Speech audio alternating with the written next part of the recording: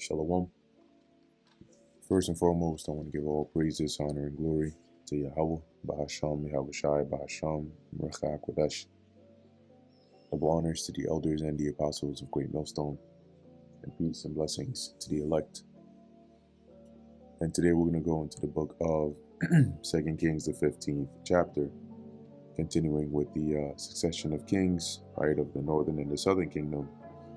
At this point in time, we've already passed the divide, right, of the kingdom, and we're starting to near the end, right, of this kingdom here, starting with the northern kingdom, because they end up getting taken out of their land and deported first. Okay, and so we start to see the beginnings of that as within this chapter. We'll notice the entrance of the Assyrians, and at this point they're starting to expand their territory, their land, their region, right? If we look up here, the Neo Assyrian Empire. Let's see. All right, this is not bad. Yeah, so you can see here with the part that's highlighted in orange, this is the Neo-Assyrian Empire for the most part. And let me see this. This is good. Maybe I use this one here. And so they expand, right? And they continue to expand. And I believe, the Assyrian Empire, both in the light green and in the darker green. And so where we are in 2 Kings, the 15th chapter, we'll start to see as they expand more, particularly under Tiglath-Pileser the third. This expansion is carried out, taking over Syria, right, and then eventually down to Israel, Judah, Egypt, and so on. So this is the book of 2 Kings, chapter 15, verse 1. In the 27th year of Jeroboam, king of Israel, began Azariah, son of Amaziah, king of Judah, to reign. And this Azariah is otherwise known as Uzziah. 16 years old was he when he began to reign, and he reigned 52 years in Jerusalem. So that's 52 years. And his mother's name was Jecholiah of Jerusalem. And he did that which was right in the sight of the Lord Yahweh, according to all that his father Amaziah had done. So Uzziah here, as it says, did what was right, similar to Amaziah, though they didn't, take down the high places. They ended up following like they weren't going off to the extent of the northern kingdom. All right. As it says, save that the high places were not removed, the people sacrificed and burned incense still on the high places. Now, something that's interesting about this is when we go into going back to the prophecy by Josiah, I believe it was Ahijah the prophet, if I'm not mistaken. Let's see, or this might have been the man of God that got slain by a lion. Yeah. So anyway, this going back to Jeroboam, the original, right, that set up those idols and caused the northern kingdom to really fall off heavily into idolatry. We read here in 1 Kings, the 13th chapter, when we went through it, right, that there was a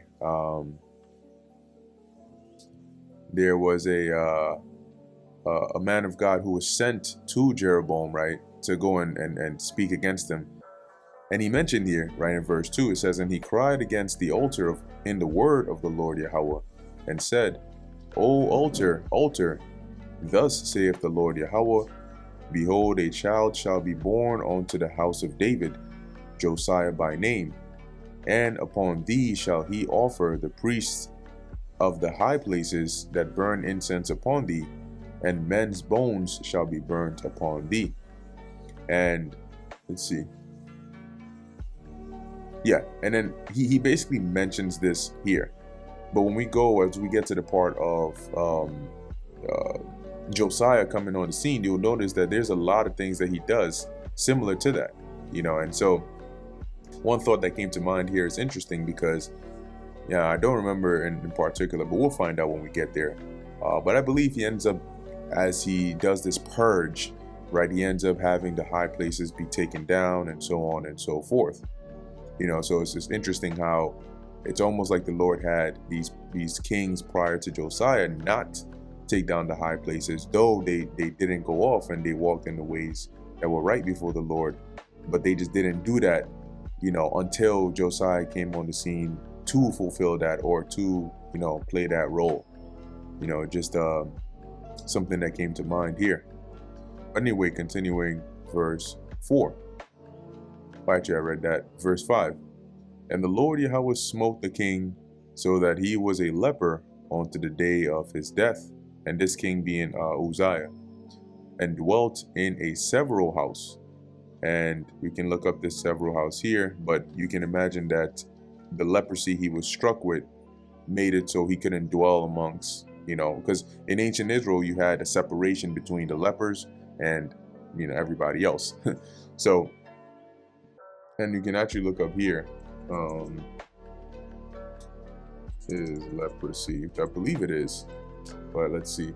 Yeah, so yeah, leprosy is contagious, as it says. It is spread through prolonged close contact with an untreated person who has leprosy. The bacteria that causes leprosy, Mycobacterium leprae, is transmitted through respiratory droplets or skin contact. So it's contagious, and it makes sense why the Lord had a separation between the lepers, right, and everybody else. So if you were struck with leprosy, you couldn't dwell amongst the regular folk, like everything. So when Uzziah, even though he was king, when he was struck with this leprosy, it says that he had to dwell in this several house, as you can see the definition here being separateness, right? So he had to dwell in a separate area because of that leprosy that was brought upon him. So continuing on, and when we read in the book of Chronicles, you'll find out in detail why it is that he actually ended up getting hit with leprosy, being that he followed the ways of the Lord, right? It says that he did that which was right. He followed the ways of his father. So why did he get hit or struck with leprosy? And in the book of Chronicles, it'll go into more detail. However, Azariah or Uzziah here, being a Judite, tried to offer incense upon the altar of the Lord, being overzealous, and we know that's not the role, right, of the king to do that. That's for the priests to do, and hence immediately the Lord struck him with leprosy for being overzealous and going off in that sense, and so he had to basically live like that. So Azariah slept with his fathers, and they buried him with his fathers in the city of David, and Jotham, his son, reigned in his stead. In the 38th year of Azariah, king of Judah, did Zechariah, the son of Jeroboam, reign over Israel in Samaria 6 months. All right, so it talks about the king of the southern kingdom, then it gives you a bit of context about the northern kingdom here. Right, so at some point during the reign of Azariah or Uzziah, you had Zechariah, right, the son of Jeroboam. Here, this is Jeroboam II. Now, remember, we read in the previous chapter that the Lord had mercy, right, and had him end up delivering some of the cities out of the hands of the Syrians and Judah, using Jeroboam II here. So his son Zechariah comes and he reigns in Israel for 6 months. Right, verse 9, and he did that which was evil in the sight of the Lord Yahweh, as his fathers had done. Okay, so you start to see the trend that a lot of the northern tribe kings really went in the ways of Jeroboam, right? They went in the ways of idolatry. They didn't follow the ways of the Lord. So there were a lot more quote unquote evil or wicked kings of the northern kingdom.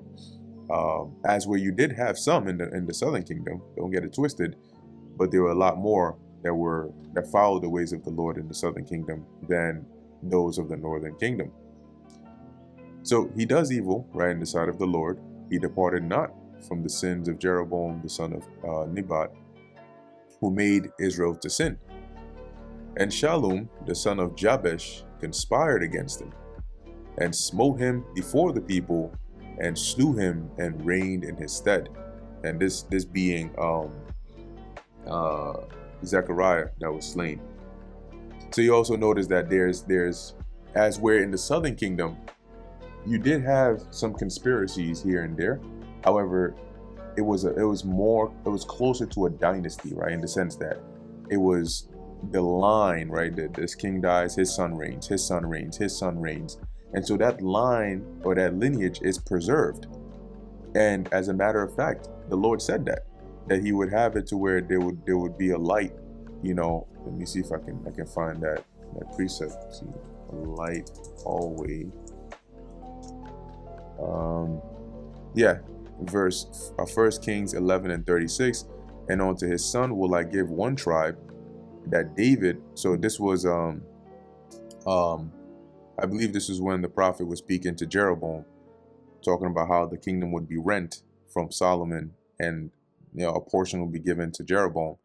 Now he said, the Lord basically said, I'm gonna save for David's portion one tribe, which was like Judah, though we know it consisted of Benjamin as well. But the point here being, he says that David, my servant, may have a light always before me in Jerusalem, the city which I have chosen me to put my name there. So it's interesting. Well, actually, even if you read 2 Kings 8:19, right? Yet the Lord Yahweh would not destroy Judah for David his servant's sake, as he promised to give him always a light, and to his children. So he would always have somebody to sit on the throne. And so it's interesting that though in the northern kingdom we see cases of an individual, whether it's a captain of the host, or somebody else that slays the king and usurps the throne. So it's not the direct lineage that continues, right? It's another Israelite. You had even an Issacharite, right? I believe it was a Baasha, if I'm not mistaken. But you had different Israelites, different tribes that came on there and usurped the throne. However, when you look at the southern kingdom, it was always that line, that lineage was preserved, right? And so much so because eventually it would lead forth to Yahushua coming from that line. Okay. So anyway, continuing here, verse 11, and the rest of the acts of Zechariah, right, the king, the son of Jeroboam II of the northern kingdom, behold, they are written in the book of the Chronicles of the kings of Israel. Now, in the book of Chronicles, right, 1st and 2nd Chronicles, yes, it is a lot of the events are similar, right, in terms of repetition, right? They sort of expound upon the things we read of here in 2nd Kings, but they give a bit more detail. Okay, and that's why there's more chapters in the book of Chronicles. Verse 12, and this was the word of the Lord Yahweh, which he spake unto Jehu, saying, thy sons shall sit on the throne of Israel unto the 4th generation. And so it came to pass. And I believe you had Jehu, and was it Jehoahaz? Let's see. Yeah, you had Jehu, Jehoahaz, Joash, Jeroboam II, and Zechariah. And it was from here. These were the ones, the descendants of Jehu, right? And then we see that Shallum usurps the throne by taking out Zechariah and fulfilling, as we just read here, the word of the Lord that he spake concerning Jehu. Verse 13, and Shallum, the son of Jabesh, began to reign in the 39th year of Uzziah, king of Judah. And this Uzziah is the same Azariah that we read of above. Okay, it's important to make that distinction. So you may say, wait, wasn't the king Azariah? Why is it saying Uzziah? It's the same name, same individual. And he reigned a full month in Samaria. For Menahem, the son of Gadi, went up from Tirzah, and came to Samaria, and smote Shallum, the son of Jabesh, in Samaria, and slew him, and reigned in his stead. So this guy Shallum reigned for a month, and then he got taken out by Menahem. But it's interesting because, going back to the chart over here, you can start to see that it looks as though like Shallum's purpose was to cut off that continuation, was to stop the lineage of Jehu at the fourth generation of sitting on the throne. And then he gets taken out. So now we have Menahem, right, who is now reigning after having slain Shallum. And the rest of the acts of Shallum and his conspiracy, which he made, behold, they are written in the book of the Chronicles of the Kings of Israel. Then Menahem smote Tifsa and all that were therein, and the coast thereof from Tirzah, because they opened not to him. Therefore he smote it, and all the women therein that were with child he ripped up. So he basically took vengeance upon them. Now let's look up here, Tirzah. I'll actually keep this here, and we can just Tirzah Bible map. Once again, these are all really approximations at best, for the most part, especially when it comes to like the specifics of like certain cities or areas.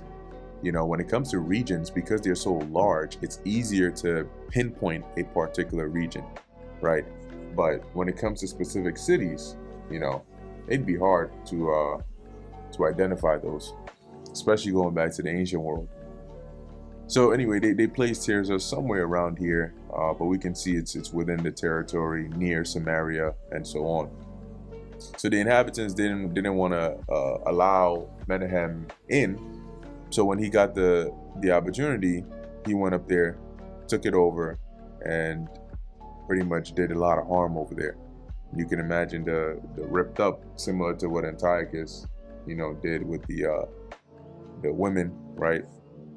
Which refused to follow his ways, going into the book of Maccabees. In the 39th year of Azariah, king of Judah, began Menahem, the son of Gadi, to reign over Israel, and reigned 10 years in Samaria. And he did that which was evil in the sight of the Lord Yahweh. He departed not all his days from the sins of Jeroboam, the son of Nebat, who made Israel to sin. And Pul, the king of Assyria, came against the land. And Menahem gave Pul 1,000 talents of silver, that his hand might be with him to confirm the kingdom in his hand. So at this point, this Pul here is, when you look this up, they'll tell you that it's the Babylonian name of Tiglath-Pileser III, this guy. And he was an Assyrian king. And so when we go here, around his time, right there, Assyria, the Neo-Assyrian Empire, is expanding, it's expanding, it's expanding, and eventually it gets around here. And that's where Menahem decides to basically pay tribute to the Assyrian king in order to have his a confirmation, as it says, right? To have, one, he wouldn't be deposed, he wouldn't be taken off the throne, but two, if anything, he would have the backup or the support to say like, okay, this regional superpower has confirmed me as king. They recognize me as king because I gave them this amount of money, and so I'm good. And the worst comes to worst, I can, go back to them and be like, hey, like there's some trouble going on here, and I need your help or something of that sort. But anyway, at this point, right, I'm going to take a quick pause and just pull up a bit of information here about, in the secular, about Tiglath-Pileser or Pileser III. Now, they say, some sources say he was a usurper, some say that, he was off the royal line. Doesn't really matter. We're mostly concerned about what he ended up doing in reference to how it affects Israel. And you can read a lot more about him, about the rise to the throne and so on and so forth. But like I said, the focus here will be mainly on these two paragraphs. So it says, Tiglath-Pileser marched on the Levant Pileser marched on the Levant for the 5th time in 734. Now, 734, if we just look up, and I'm sure it's going to be approximation too, but anyway, if we look up Menahem, We'll see king of the northern kingdom here, and they have his reign from 752 to 742, right? Keeping in mind that in the BC era, right, time moves forward as it goes down. So when you go from 52 down, you're actually moving forward in time. And so somewhere within the reign of Menahem is where we have Tiglath-Pileser's fifth campaign, if you want to put it, in the Levant, reaching as far south as the border of Egypt. Going back to this image here, you can see at this point they have taken over, right? They have taken over Egypt. And that's why this is the light green, which shows the Assyrian Empire around 671, right? So we're dealing with a little prior to that point. This campaign resulted in the conquest of Gaza and the submission of numerous states, effectively bringing the entire Levant under direct or indirect Assyrian rule.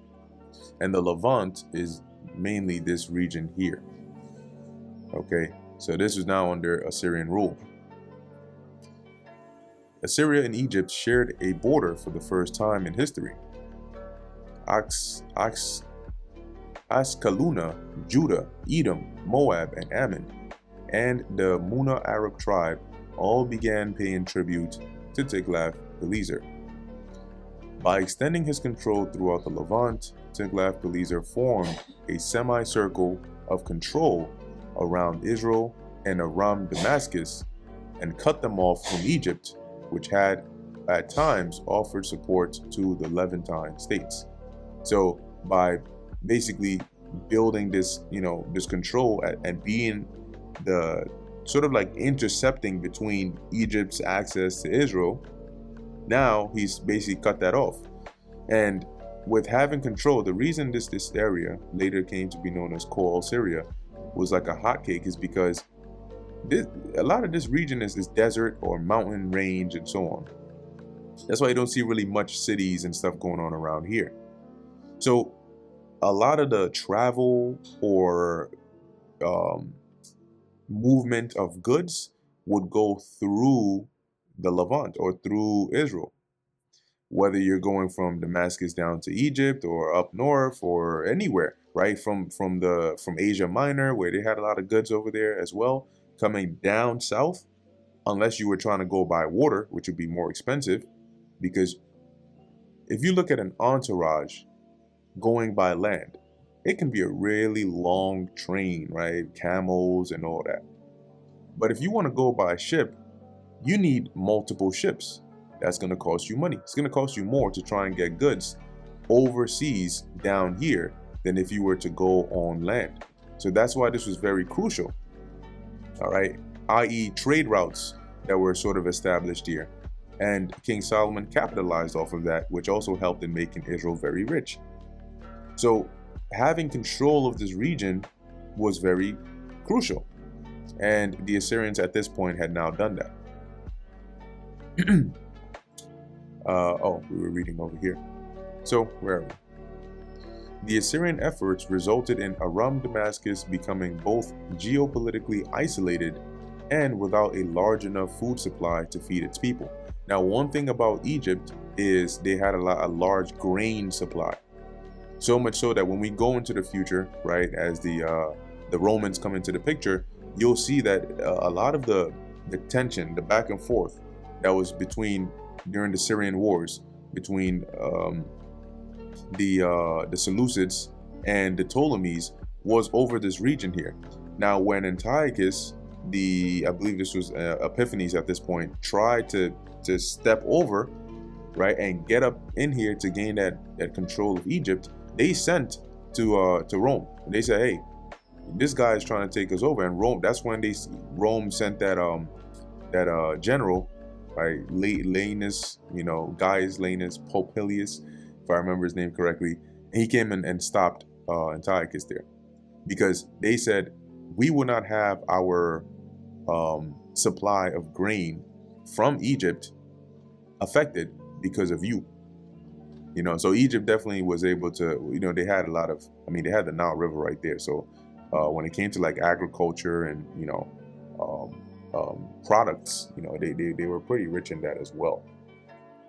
And that's why when you read in the Old Testament, during the famines, they mainly came down where? To Egypt.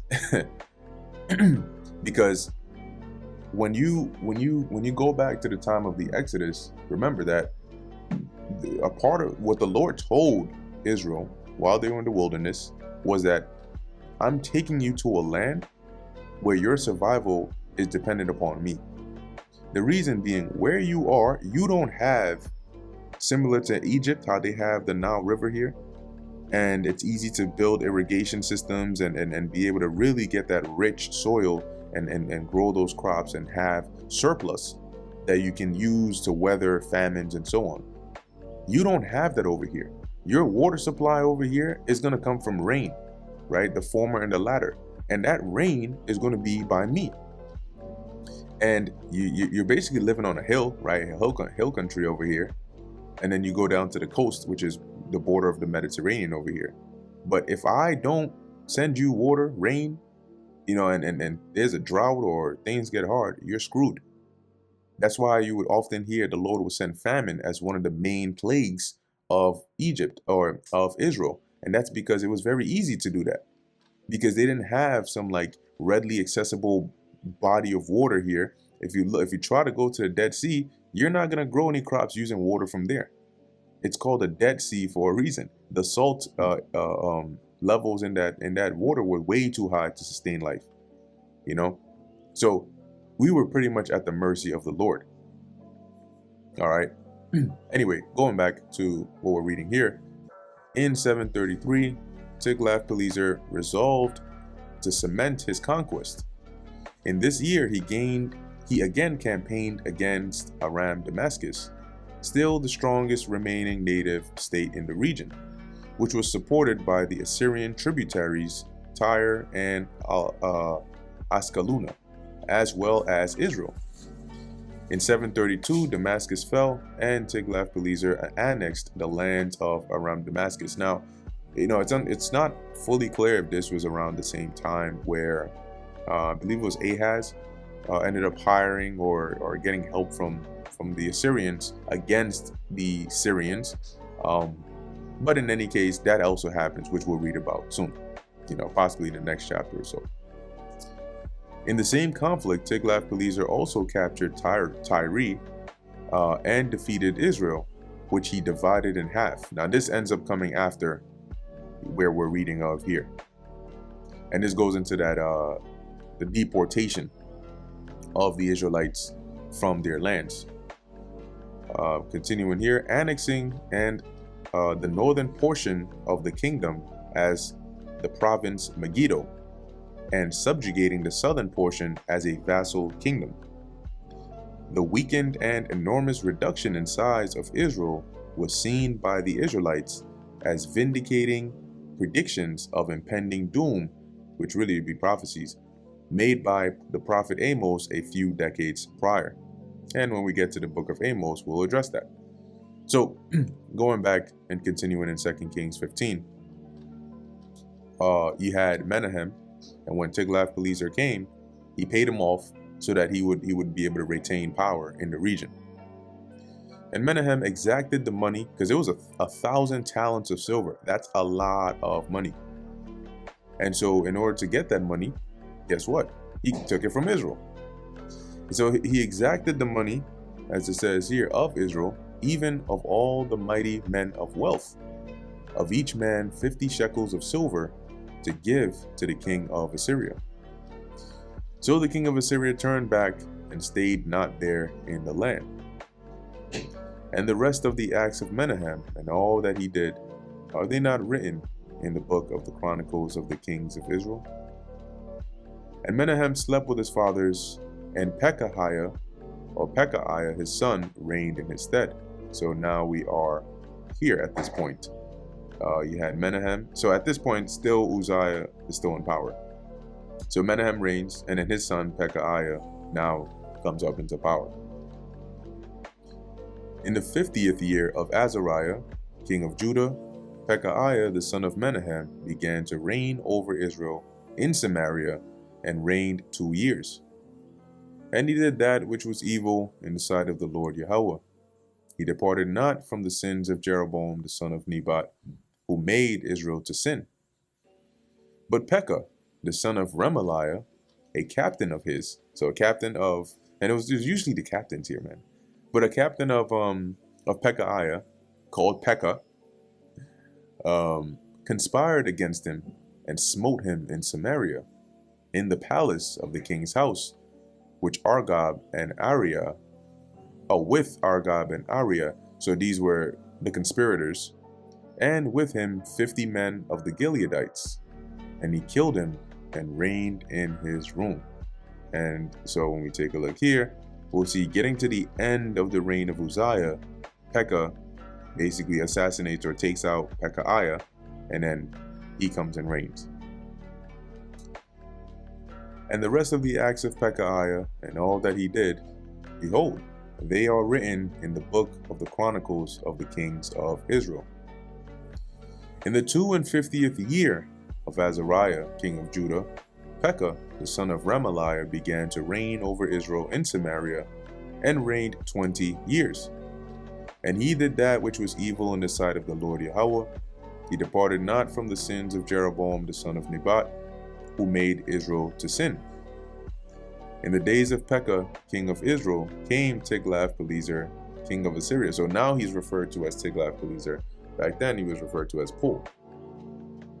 And took Ijon, and Abel Beth Maachah, and Janoah, and Kadesh, and Hazor, and Gilead, and Galilee, and all the land of Naphtali, and carried them captive to Assyria.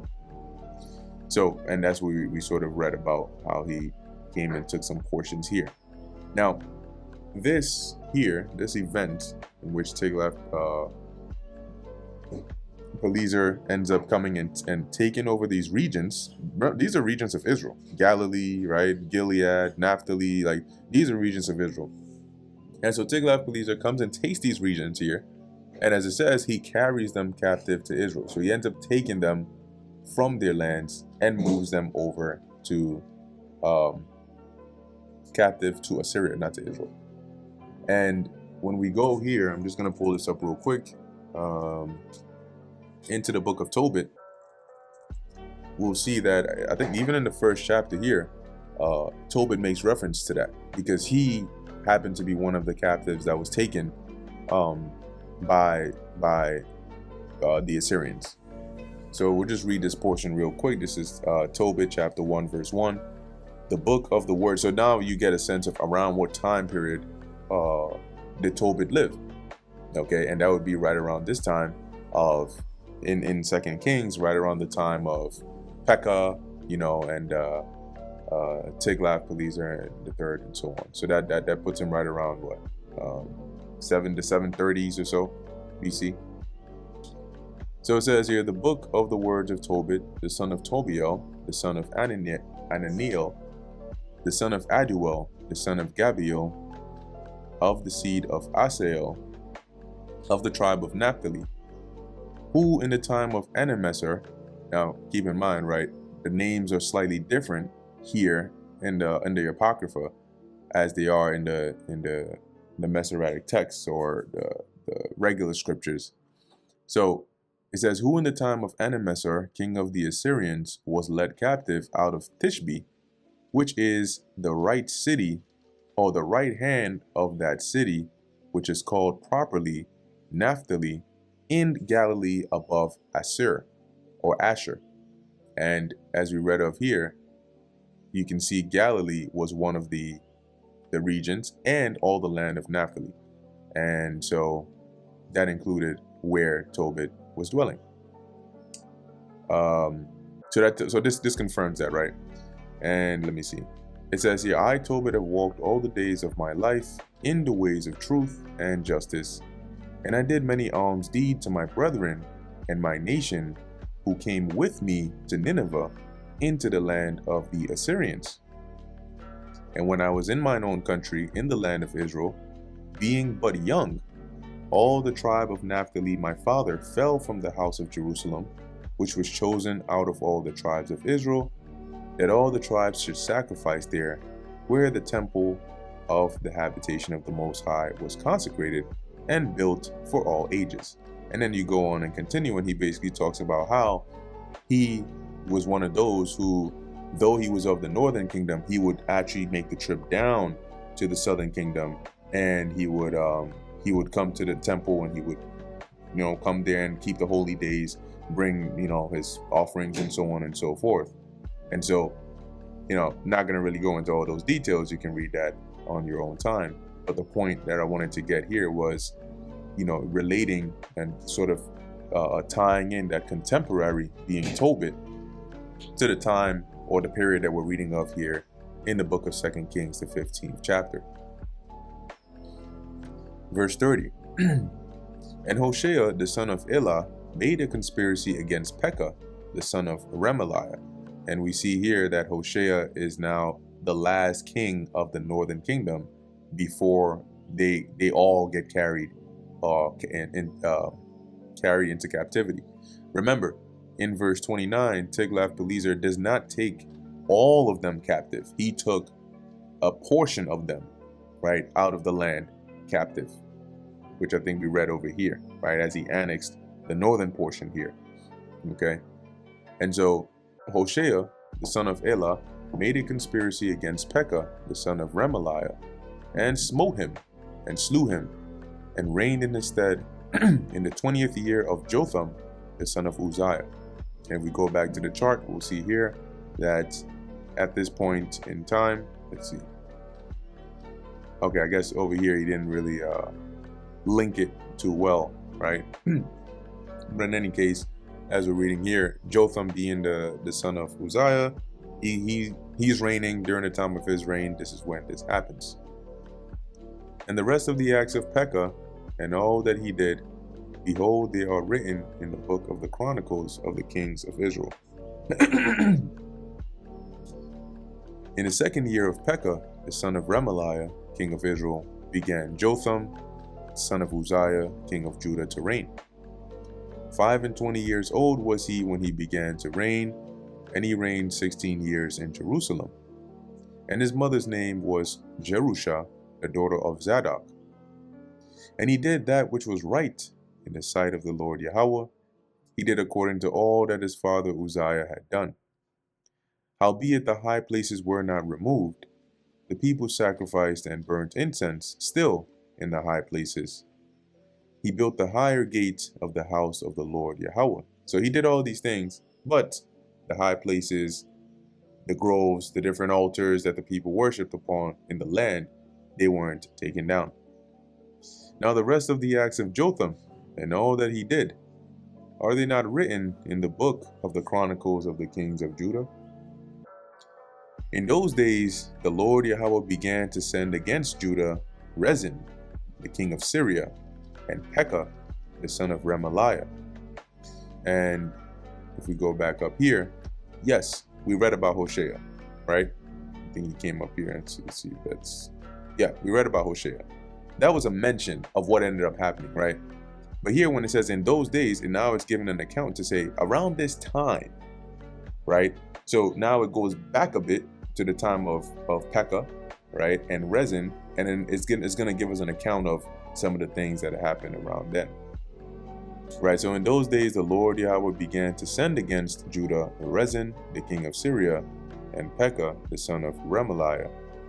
And Jotham slept with his fathers and was buried with his fathers in the city of David his father, and Ahaz his son reigned in his stead. And that brings us, and around this time, right, we would start to see, if not already, Isaiah, somewhere around this time coming on the scene, because we know that Isaiah ends up having an interaction with Ahaz, right? Let's see, I think that's even concerning the prophecy. Is it Isaiah 7? Yep. And it came to pass in the days of Ahaz, the son of Jotham, the son of Uzziah, king of Judah, that Rezin, the king of Syria, and Pekah, the son of Remaliah, king of Israel, went up toward Jerusalem to war against it, but could not prevail against it. See, so even you're starting to see, right? Even in the book of Isaiah, because he was there around this time, there's an account here in the book of Isaiah of what we're reading of in 2 Kings 15th chapter, because he was there, right? Anyway, so when we get to these different books, you'll start to see the connection. Oh, he's talking about the same event. Okay, that's because they were contemporaries around that time. So that brings us to the end of the book of 2 Kings, the 15th chapter. And Lord willing, this is edifying to the elect. In closing, I want to give all praises, honor, and glory to Yahweh, Bahasham, Yahweh Shai, Bahasham, Lecha, Kodash. Until next time, Shalom.